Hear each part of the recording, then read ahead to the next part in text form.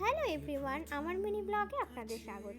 আজকে বানালাম বাড়িতেই ঘরোয়া স্টাইলের চাউমিনের কথা ভাবলেই আমার ছোটোবেলার দিনগুলোর কথা মনে পড়ে যায়।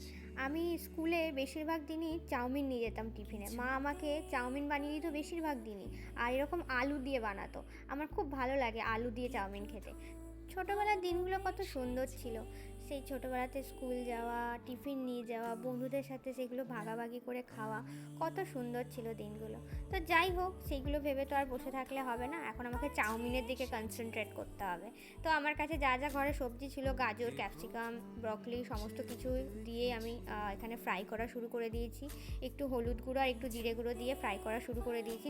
আমার সেই রাস্তায় যেমন অনেক রকমের সস দিয়ে রেড রেড বানিয়ে দেয় না চাউমিনটা, ওই চাউমিনটা একদম ভালো লাগে না। তাই আমি সসটা খুব একটা দিইনি, একটু অ্যাভয়েডই করেছিলাম।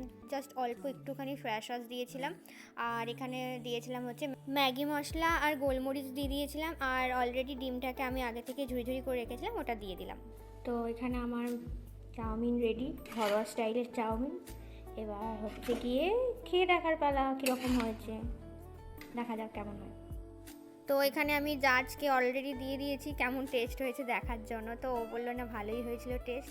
তারপর আমিও খেয়ে নিলাম, আমারও বেশ ভালো লাগলো। তো যাই হোক, ভিডিওটা এখানেই শেষ করলাম। ভিডিওটা ভালো লাগলে অবশ্যই লাইক, কমেন্ট, শেয়ার করবেন। সবাই ভালো থাকবেন, টাটা।